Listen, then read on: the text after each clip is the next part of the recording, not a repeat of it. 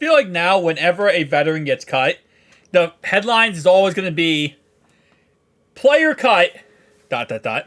Cincinnati Bengals should sign him, especially with all of our injuries. And to be honest, listen, we tried to sign the guy that the Texans didn't technically steal from us. We tried to sign defensive tackle who was actually pretty dang good. We didn't get him because the Texans ended up getting him instead because they have a higher waiver priority. Then we ended up signing a guy from the Falcons, and that worked out for us. So we got a new defensive lineman for the Falcons. See how he works in the rotation, if he's going to work for us or not. But then, of course, Sebastian Jonas Day got cut from the Chargers. So now the question is, well, should we go ahead and sign him too? Is he, he's obviously a little bit older. The last guy that we signed was a rookie, so this is actually a veteran. So instead of bringing in a rookie, now that we have a veteran potentially, should we sign this guy? And here's how I look at it, right? Number one, you can't sign everybody.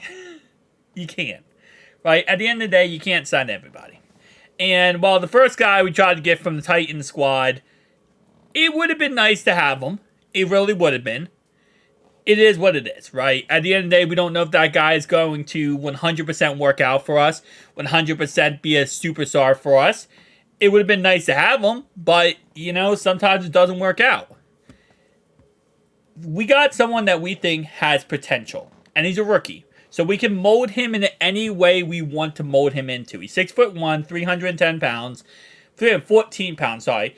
He has the potential to be anything. Now, I'm never really the mentality of, old dog, new tricks type of concept, where, you can't teach old dogs new tricks. You can't teach, an old veteran player new tricks, and they're always going to be in the ways of how they, learned throughout the career. I think you can teach an old veteran new things.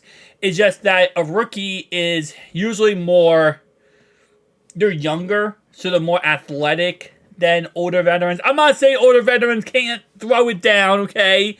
And this guy right here is only 26, 27 years old. But still, though, usually the older you get, the more difficult it gets to be able to do certain things, right? I don't think we should sign him.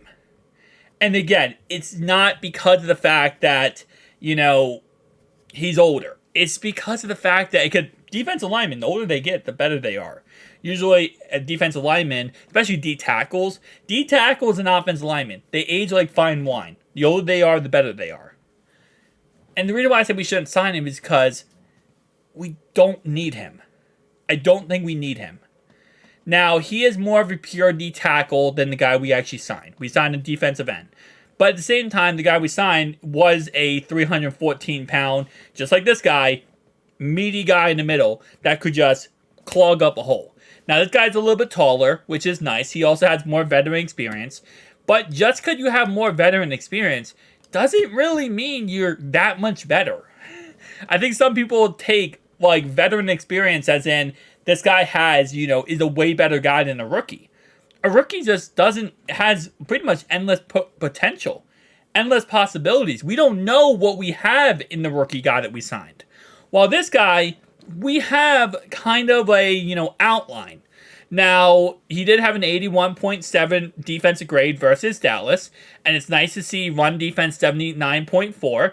But then again, 39, 38.1, 42, 44.8. Does some of these games come down to the fact that, the rest of the defense for the Chargers is pretty trash, if not absolutely trash? Yes, but at the same time, it shows that even in his individual assignments, he's not performing at a top level. And that's this year. Look at last year. Last year, their defense was actually pretty good. They made the playoffs before choking to the Jaguars. 49.3. 65. 77.6. 62. And it's not that this guy, again, keep in mind, whoever we replaced DJ Reader with the injury, we're looking for someone who can stop the run. We're not looking for a guy who can do everything. Right? It would be nice if they could do everything, but we're strictly trying to figure out someone who can be in the middle and shut down the run. This guy, while I think he has great potential to go somewhere and be good elsewhere, we have enough of a sample size in 2,495 snaps to know he would be another free agent replacement. And that might not be a bad thing, right? That could be potentially good depending on how he works out with us, and Lou has a great defense. But I'd rather take a rookie. I'd rather take a guy with, unrecognized or hidden potential that could become something, and we could mold him in a way that we want to potentially be that superstar. Rather than taking a veteran who clearly throughout his NFL experience has not hit his top goal yet. I'd rather take someone who I don't know about than take someone I know what I'm going to get out. I know this guy's ceiling. I know his ceiling is in a average or a little bit above average run stuffer. His floor, HE double hockey sticks. It's below low. It's below the ground low.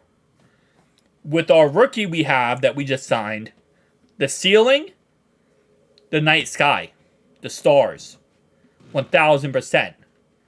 It's Aaron Donald S, right? He's a rookie. You don't know what's going to happen with him. If you put him in the correct system, have him set up for success, there's players who have been undrafted who looked like amazing players. There's been 4th, 5th, 6th round picks, and obviously the guy we got, the rookie, he was a 7th round pick. So it's very possible that he could become really great. I'm not saying he's going to, but I'm saying he could. And then his floor, the rookie, yeah, it's the same concept of HE double hockey sticks.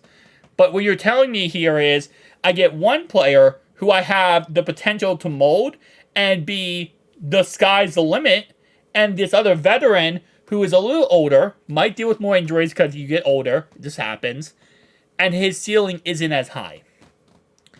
I'm going to take the rookie every single day of the week. And you might say, well, why don't you go with both? Why don't you go with both? Listen, in a perfect world, you could go with both, but at the end of the day, if you go with both, someone has, you have to cut somebody else. So tell me who else you're going to cut on our roster that puts this guy on the roster. Because there's only 53 spots. So somebody has to be gone in order for somebody to be here. So that's, again, like I said before, another problem / issue is if you are going to have both, then somebody has to go. And I don't know who you would get rid of. I mean, you could say, well, we could get rid of, Chris Evans. But Chris Evans is good on special teams. Travion Williams, he's good on special teams. A lot of players we look at and we kind of think, oh, that guy has no real purpose on this team other than being a depth purpose. But you have to realize how much players play special teams and how good they are in special teams. Poison Ivy had 50 snaps this year. Now he's out for the season, obviously. But on special teams, he was always on special teams. He played every single special teams play. We don't talk about it because it's in the background and it's just kind of, thought about, like, okay, cool. But look at the fact that we gave up 0 kick returns or punt returns this year for touchdowns. Even with our punter struggling. Who do you think is causing those plays not to be returned for 6? Special teams. A lot of backups that we simply do not talk about or think about. And they are the guys that make plays.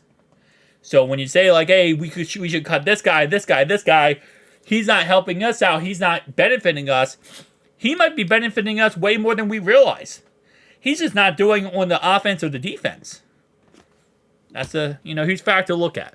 Anyway, guys, tell me down below your thoughts and opinions. I'll see you guys next one. Peace out.